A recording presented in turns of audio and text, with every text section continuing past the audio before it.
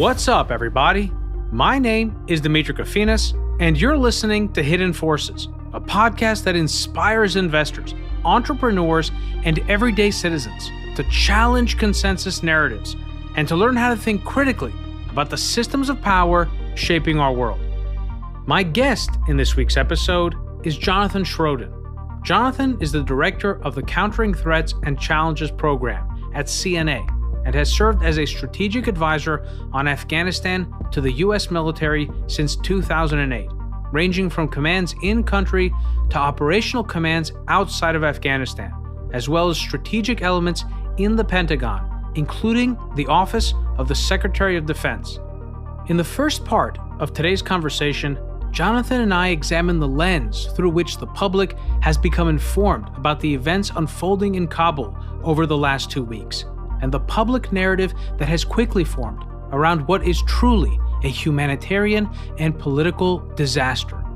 The question, however, that has been lost in all of this is why the United States is leaving Afghanistan in the first place, the cost calculation behind the decision to withdraw, and how this decision fits into a broader strategic shift in the focus of American foreign policy.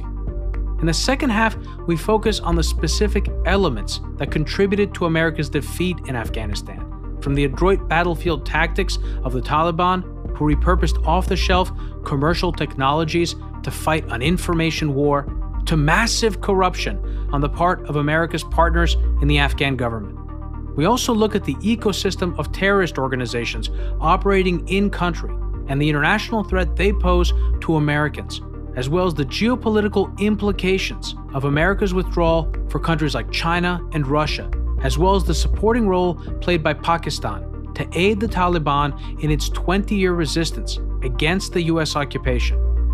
My goal with this episode, as well as in my recent conversation with Laurel Miller, has been to help you fill in the gaps and put together some of the important pieces that have gone missing in what has largely been a unanimous condemnation of the president's actions, and pull from that a sense of what went wrong, why it went wrong, and the larger, longer-term implications for the tragic events that are unfolding as we speak.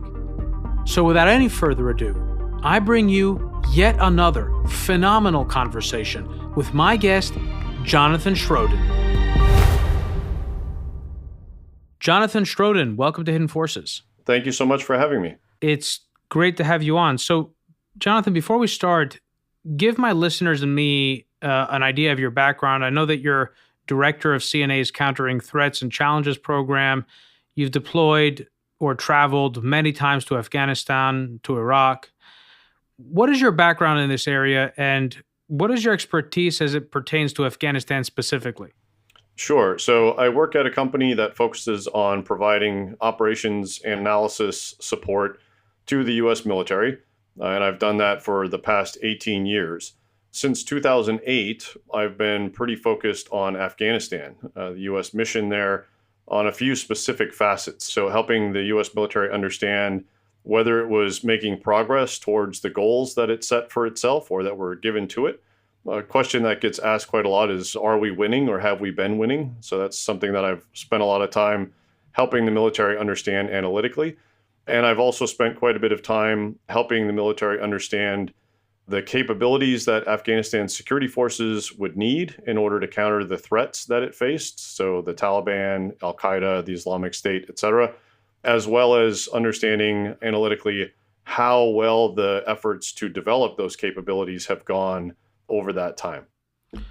So, Jonathan, I feel like in the last week or week and a half, the narrative that has quickly formed has been that the Biden administration was caught flat-footed as the Taliban took over Kabul, that they weren't expecting it.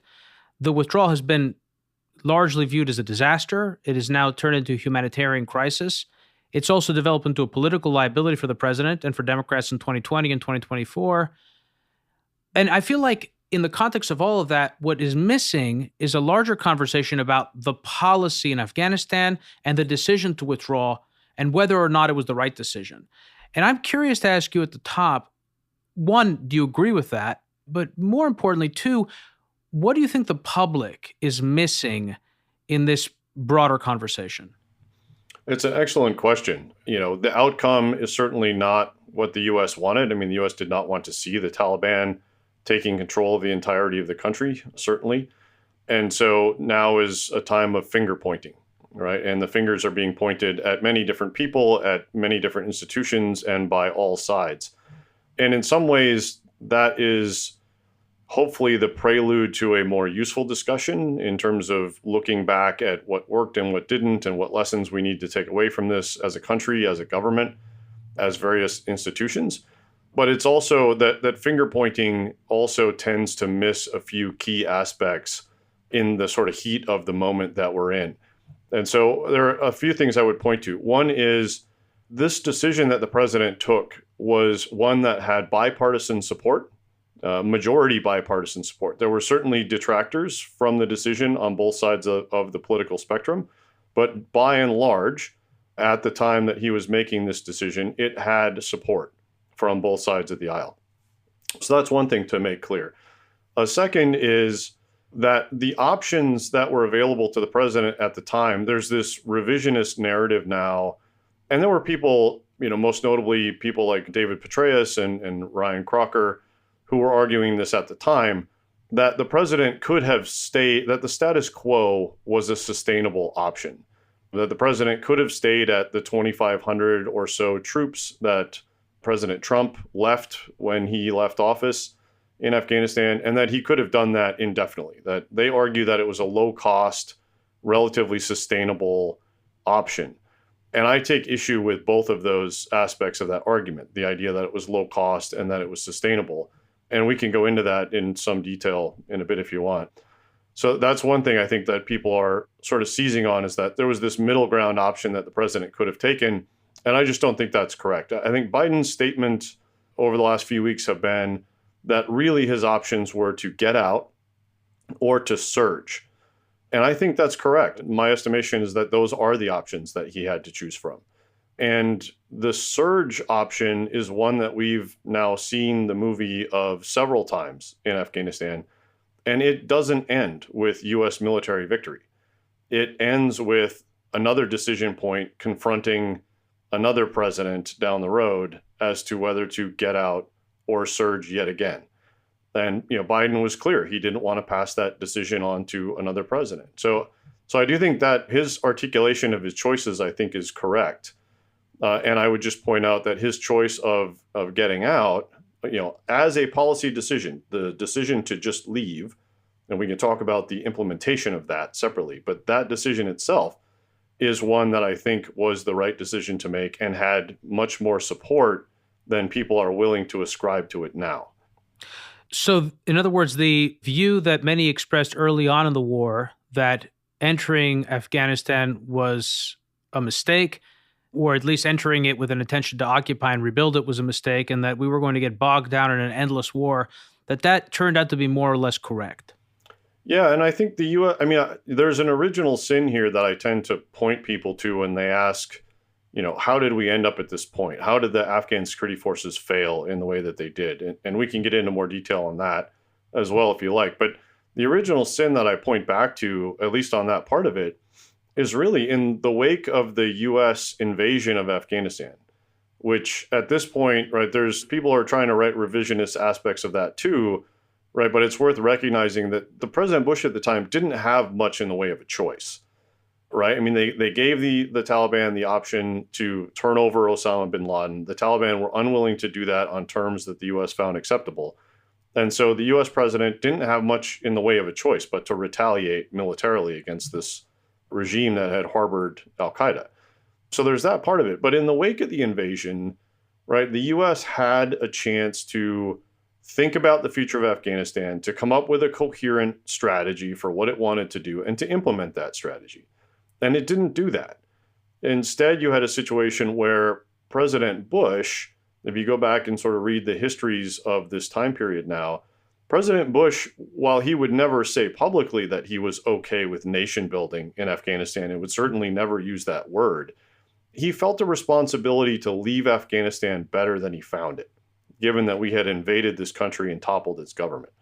And so he was willing to accept some amount of nation building like activities again, without calling it that or tacitly acknowledging it as such. But his Secretary of Defense, Donald Rumsfeld, very much wanted to just get the hell out of Afghanistan and had very little interest in staying there over the longer term to build this country's infrastructure, to build its security forces, right? To do any type of nation building activities there. And so that strategic dissonance, I would argue, wasted the few years after the US invasion, when the Taliban was effectively decimated as an organization, had been scattered to the wind, the country was relatively peaceful, right? There was about a 3-year, maybe 4-year window where the US could have done a lot more good than it did, had a strategically coherent approach to what it was trying to accomplish. That Rumsfeld, in other words, is already one-track mind looking towards Iraq, and that the White House had some sense of responsibility that they wanted to apply towards Afghanistan, and that was creating tension in policy at the White House. Yeah, so an example here would be the size and capability set of the Afghan army that was being built. So Rumsfeld's view was, we can get away with building an extremely small army. Why does this country need much in the way of an army? We can just some small tens of thousands, right? And then we'll get out.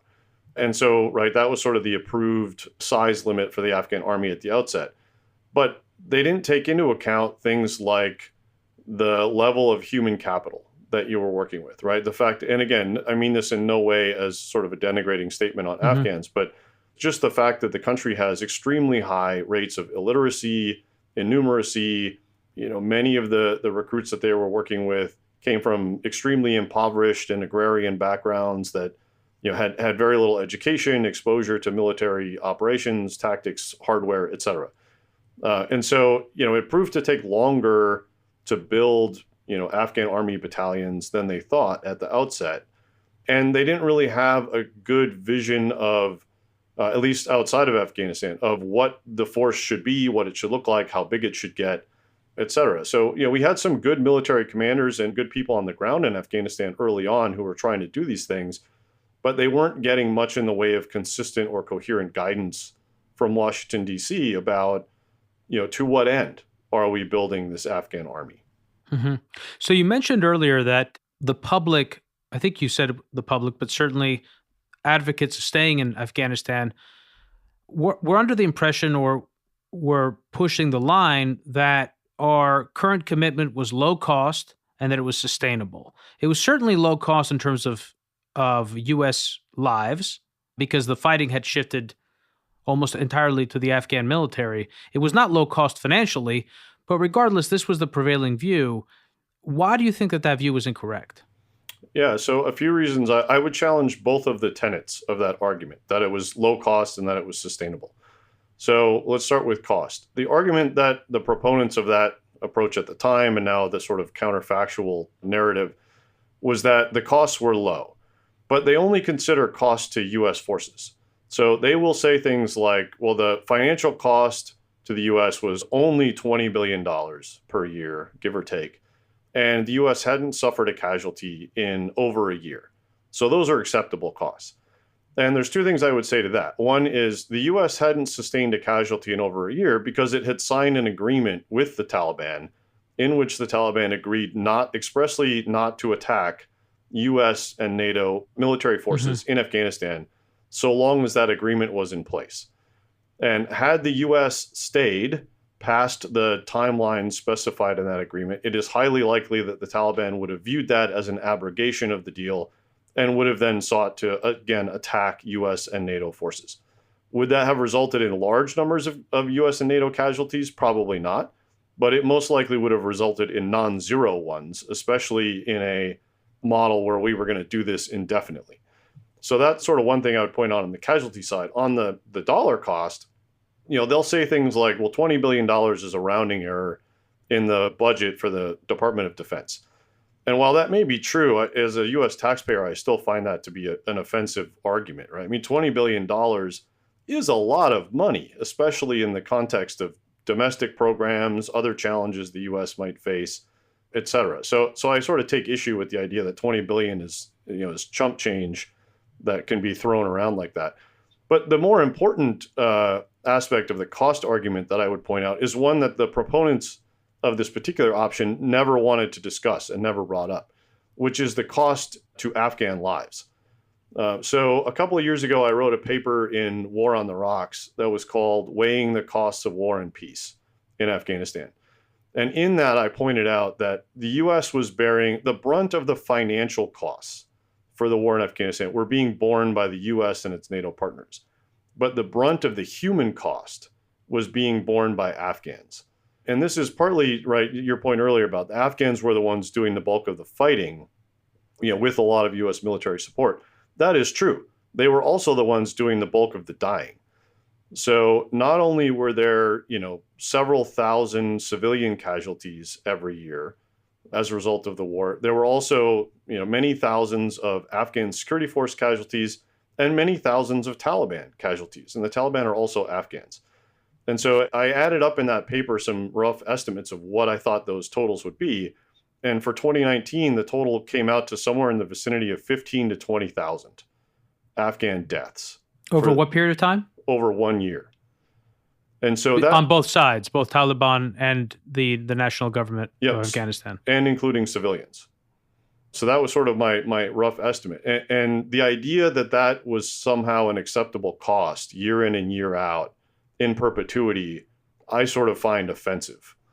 And I'm sure many Afghans feel even more so about it. So that's sort of my argument on the cost part. My argument against the sustainability aspect is that, again, the proponents of this argument assume that the situation in Afghanistan was basically a stalemate, that the government and the Taliban had reached an equilibrium in which the two sides were mostly fighting in rural areas and sort of trading space out there. But if you look at the actual, data on this, you could see a steady deterioration of the security environment in Afghanistan since 2015, when the U.S. and NATO drew down their surge forces and moved to an advisory stance. The Taliban had steadily been making gains in rural areas across the country, had steadily been encroaching on the cities to the point where earlier this year, before President Biden made his announcement to withdraw, I was giving a brief to an audience, and I sat down with a few different data sources and tried to figure out how many of Afghanistan's provincial capitals were effectively surrounded by the Taliban already. And the answer I came to was 12 to 15, which is a third to almost a half of the country's provincial capitals were already effectively surrounded by Taliban presence earlier this year. And so that idea that we were in some kind of stable equilibrium that could be maintained indefinitely is also false. It was a strategically stalemated situation, but one that had been steadily tactically eroding since 2015. And the administration was well aware of that. Yes. I mean, the intel sources have pointed this out. Independent analysts like me, Bill Roggio, who creates the district control maps that people have probably seen in the news, especially in recent months, was also pointing this out. So there was a coterie of people inside and outside the government that knew this, that were watching it very closely, and that had commented on it for years. And that's one of the things I took away from Biden's interview with George Stephanopoulos that was about six days ago or so. I think August 20th was when that interview happened. And what I took away, one of the things I took away from that was that Biden was very, very clear on what he felt was inevitable, so to speak, at this point in Afghanistan. Putting aside what could have been possible in 2002, 2003, 2006, that today it was inevitable that the Taliban was going to take over, more or less. And that there was no good. Now, this is where I feel like some of the spinning happened, which was that there was no good way to withdraw. It was going to be chaotic. I think that's been widely disputed. But here's my question. What is it that drives the Taliban, that has driven them in exile? Has it been the lack of being able to share in political power? Was there some way, would there have been some way to integrate them into an Afghan future so that the country wasn't more or less in a civil war for the entire duration of the U.S. occupation? You mean early on or over the last year? Early on as well as over the last year. Let's take both of those separately and look at them. Yeah, we can start early. So early on, in the wake of the U.S. invasion of Afghanistan, there was outreach by members of the Taliban in the wake of that to various parts of the U.S. government, saying, "We recognize that we've been defeated. We would like to come out of the cold and sort of negotiate either amnesty or even potentially to join the Hamid Karzai government." And the response from effectively Don Rumsfeld was no. Right? We have won. We have achieved unmitigated military victory. Why would we accommodate the Taliban in anything? Right? They are a vanquished force and they have no future in Afghanistan, was effectively the stance of Don Rumsfeld and other leaders in the Pentagon at the time.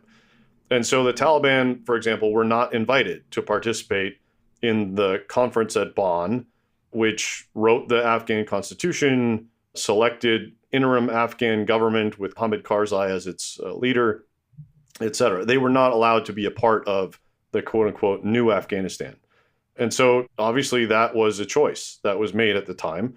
And, if you go back and look at the reasoning for that, I mean, there are good reasons why that was made at the time, but clearly in hindsight, it was a mistake.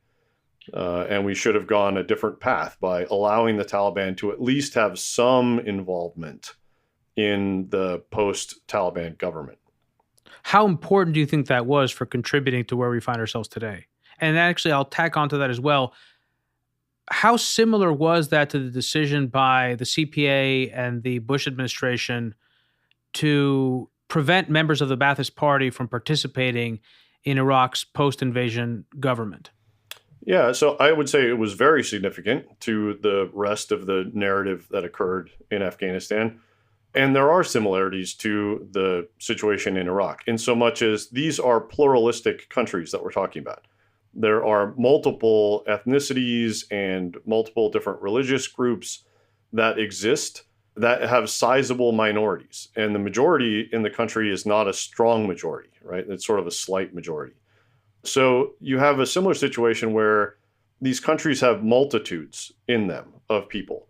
And those people want to see themselves accommodated in the leadership and the government and the policies emanate from their capitals. And if they're not accommodated in those, then they tend to be oppressed or at least repressed. And that leads to, oftentimes violent retribution. So, it was very significant and similar in both of those ways. Now, if you fast forward to, the last year and a half or so and talk about, could the Taliban have been accommodated in the government? That's an issue of hot debate, in so much as there are those who would argue the Taliban were never interested in sharing power, that by the time Khalilzad started talking with them, that they had accumulated such a battlefield position, as I described earlier, that they believed they were winning and that they would ultimately win, and that therefore any type of negotiation was really a surrender negotiation between them and the government, who they believe should surrender to them. So there are those who would argue they were never actually serious about this. It was all a ruse, or at least that they, believed they were winning, and that this path was really just a way for the government to peacefully surrender to them. But there are others who challenge that and say that may have been the case among certain members of the Taliban leadership, but the Taliban is not a monolith. While they do have a single leader that they point to as, the top of their hierarchy, the leader rules through various consensus building mechanisms and various advice taking bodies, right? And within those bodies, there are multitudes of views. And so the Taliban are not necessarily a monolithic organization. And there are those within those bodies who held different views, that perhaps thought that a negotiated settlement, some type of power sharing arrangement was the way to go. And as further proof of that, I would just offer the discussions that the Taliban are in right now with Hamid Karzai, Abdullah, and Gulbuddin Hekmatyar. If they were completely uninterested in any type of power sharing arrangement, they would not be having those conversations. They would have just planted their flag in Kabul and said, "We're here, we own it all. Everyone now submit to our rule, unquestioningly." So I think there's empirical evidence to suggest that there were at least some parts of the Taliban who looked at the negotiations more seriously than others. Now, whether or not that would have actually ever led to an agreement, a peace agreement, is something that, when historians have access to Taliban, interviews with senior Taliban members, or even, I don't know to what extent the Taliban kept documentation of their discussions, but right, those will shed light on, I think, where the organization came down on those two camps. But you have to also look at the flip side of that, which is to say, was the Afghan government interested in a power sharing arrangement with the Taliban? And I think that's equally questionable as to whether or not, Ghani and his inner circle of advisors, which was a very small, tight-knit group of people, whether they had any desire or any willingness to share power with the Taliban is, I think, highly questionable. I mean, again, you could point to empirically, they seemed very unwilling to share power, even with other Afghans in the country who were not the Taliban, and did quite a lot, and especially in the last year or two, marginalize Afghan power brokers outside of the government. And so they were not in the mode of being willing to share power either. Yeah, and that's something I do want to ask you about, which hasn't gotten enough attention, which is what role did the Afghan government play in its own collapse? And more to the point, how corrupt was that government? I kind of wonder if Afghanistan in general had become a giant slush fund. And I want to ask you about that. But one more question about the Taliban, and that has to do with how this generation of leaders differs from the previous generation, the generation that the United States defeated so quickly in 2001. Is this generation more practical? Are they less ideological? And in that sense, do you hold out promise for the possibility that Afghanistan may not descend into some sort of theocratic nightmare? And while it won't necessarily be a liberal democracy, that it'll be something that secularists in the country can actually live with? Yeah, I mean, these are excellent questions that are hard to answer absolutely, but I'll do my best. So in terms of, have the Taliban changed? Are they the same? I would say they have changed in some ways. For example, it's not the exact same cadre of leaders that existed back in 2001, right? I mean, the organization then was led by Mullah Omar, who is now dead. They had a number of senior commanders, mullahs at the time, who are also now dead. And so the organization, is on its sort of third generation, if you will, of leadership at this point. But there are some leaders who have been there the whole time. So Mullah Baradar, for example, was the head of the Taliban's political office in Doha. Right now is sort of acting as a senior figure in Kabul. There was just a news report this morning in the Washington Post that the CIA director, Bill Burns, I saw that. Yeah, was just there meeting with him, which is an interesting development. But nonetheless, right, there are some of these senior figures that have been around the whole time. So in some ways, right, the organization is different in terms of its actual makeup of people, but there are some elements of longevity to it as well. Ideologically, I don't think it's changed much, if at all. I mean, they still are espousing mostly the same things that they espoused before in terms of, their views on women's rights and education and those types of things. The two major differences policy-wise, at least based on what they say, is one, that they intend to govern inclusively, that they have learned the lesson that we talked about earlier, which is if you establish an exclusive government in which you are the sole power and you don't share power with any other groups in Afghanistan, that will inevitably lead to other insurgencies being formed against the Taliban in the future. Right? The various groups and power brokers will then seek to take up arms against them, and they'll be caught fighting their own insurgencies sometime not too far from now. So that's sort of one thing that they claim to understand. The second thing that they claim to understand is that they need to have at least a better image, if not actual changed policies towards women, towards education, towards human rights. And you see them talking that game in Kabul as well. Now, whether or not that's just PR, or whether that will translate to policies that they're not going to be liberal and secular by any stretch of the imagination, but whether or not they'll be less draconian than, the executions in soccer stadiums and the sort of, imprisonment of women in their own homes that we saw during the prior Taliban regime, that really remains to be seen. whether this is just PR from their spokespeople or whether they actually mean to implement these types of changed policies. But one thing I would say is it's, again, unlikely to be a monolithic situation across the country. There are great differences between the situation that you find in Afghanistan's cities and the situation and views that you will find out in the rural countryside. I mean, as would be the case in any country, right? I mean, you go to rural America and you will find very different views on these exact same issues than you will if you go to the heart of New York City, for example. Mm-hmm.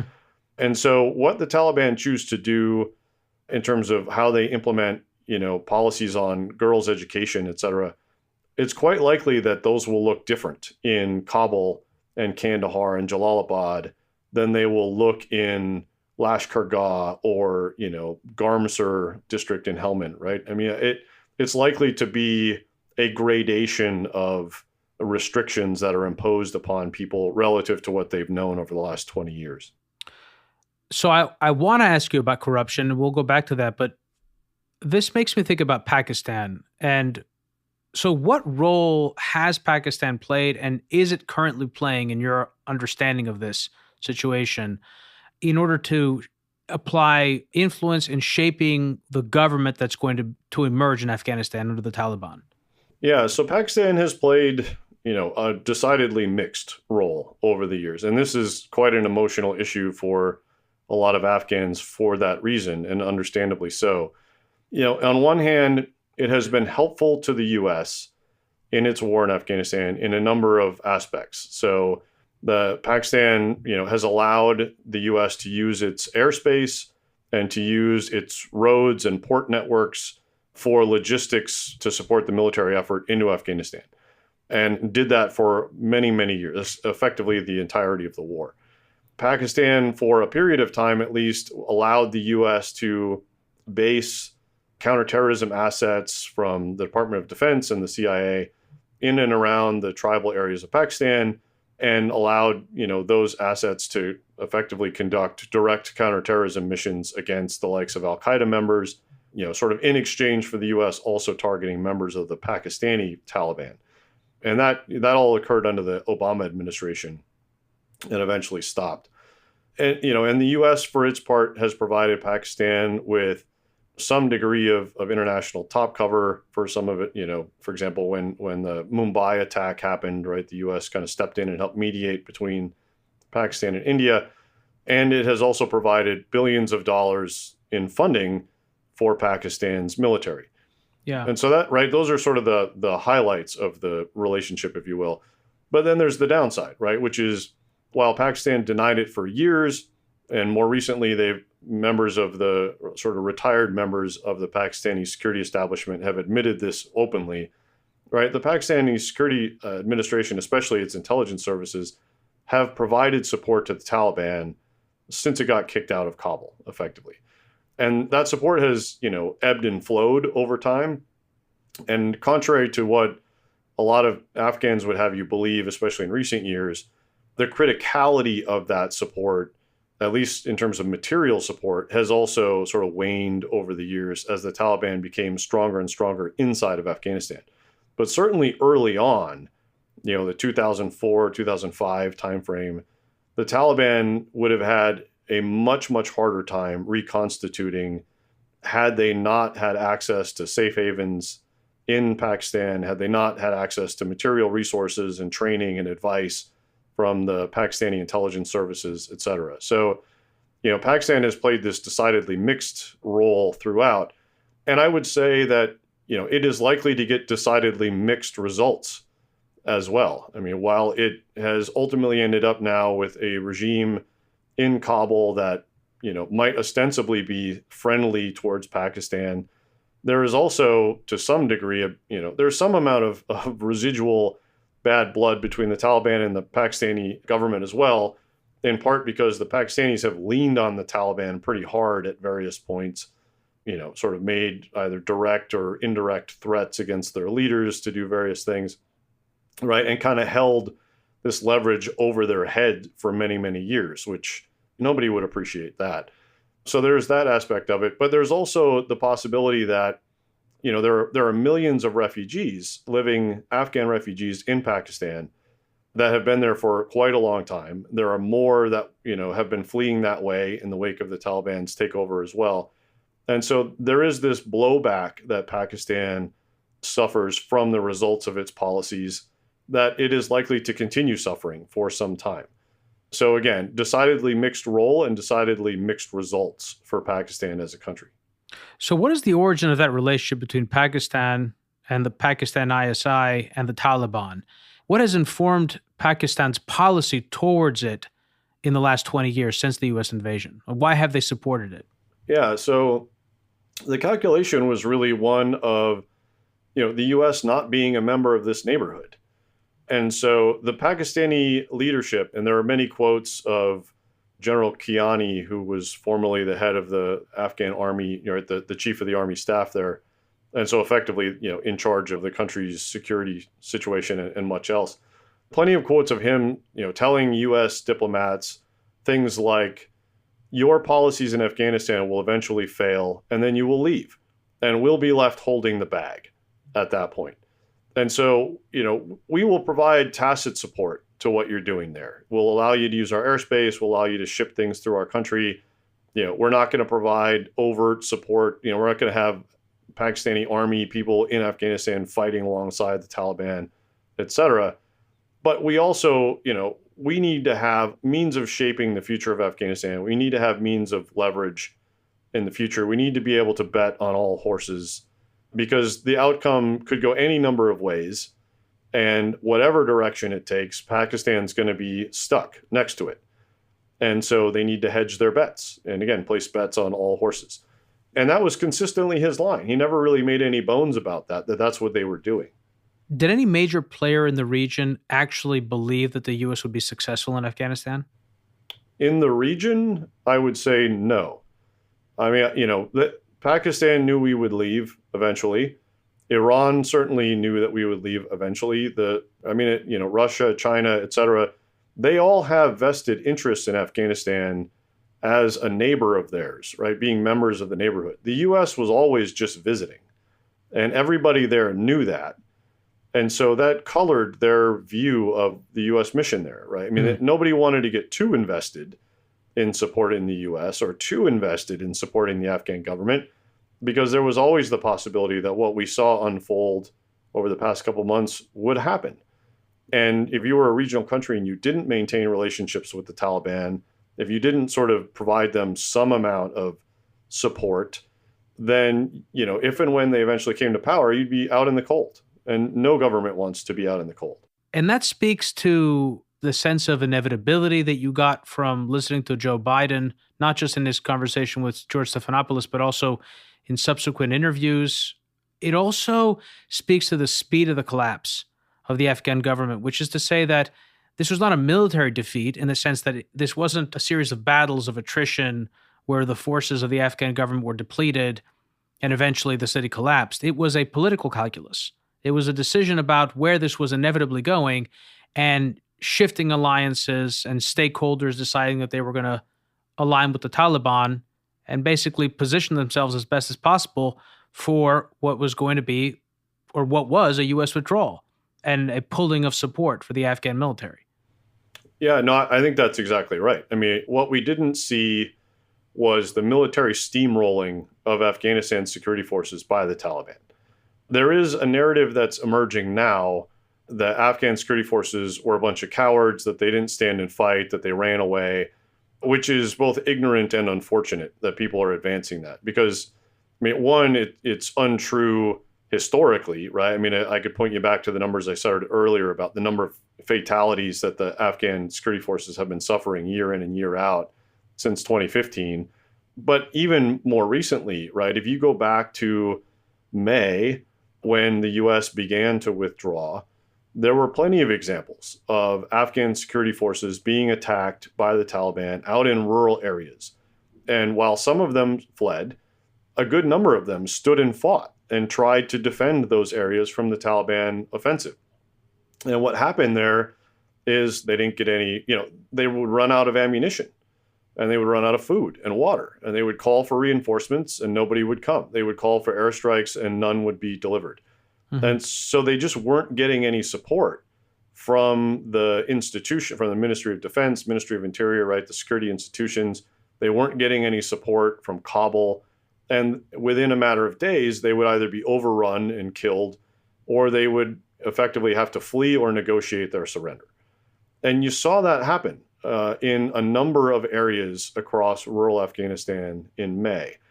And the net effect of that was sort of twofold. One, once the Taliban overran these areas, they took all kinds of pictures and video, which I'm sure you've seen on social media, of them standing next to, some what appears to be hundreds of up-armored vehicles, them parading through an Afghan army installation, them holding all of these, U.S. made and delivered weapons.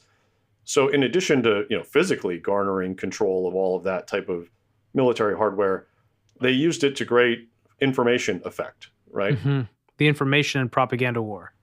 Yes, exactly. So they put all of that online, and they used it to advance a narrative of inevitability, which was something the Taliban began pushing, sort of early on in this offensive, if not even before that it was only a matter of time, after the U.S. withdrew, that they would take over the country. That was the narrative that they were advancing. And they used these pictures and these surrenders to advance that narrative, which was pretty effective, both because of its reach, but also because in the background, right, there is communication among the Afghan security forces through, family networks, through kinship networks, through professional networks, basically saying, hey, my cousin was out on a checkpoint, they got overrun and they got no support.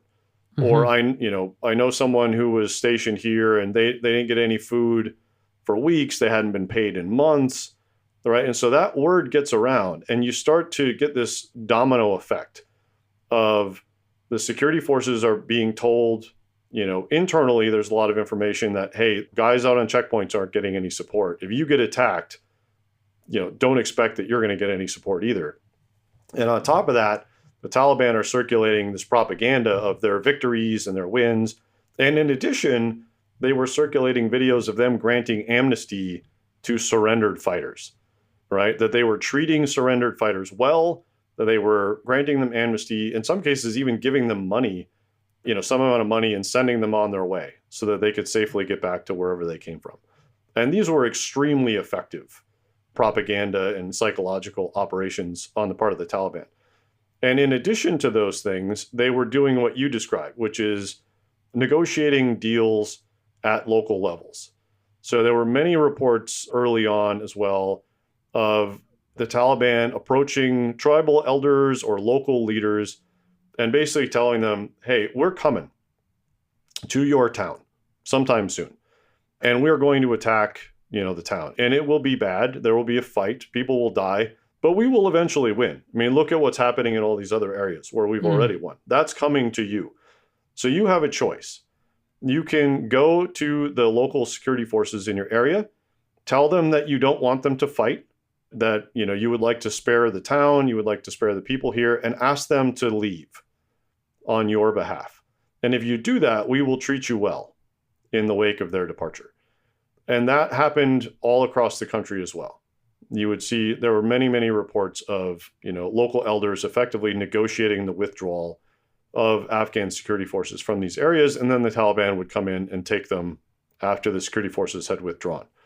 So that combination of political negotiation and psychological warfare is why we saw such a rapid collapse. It was not that the Afghan security forces, again, got steamrolled by the Taliban military machine.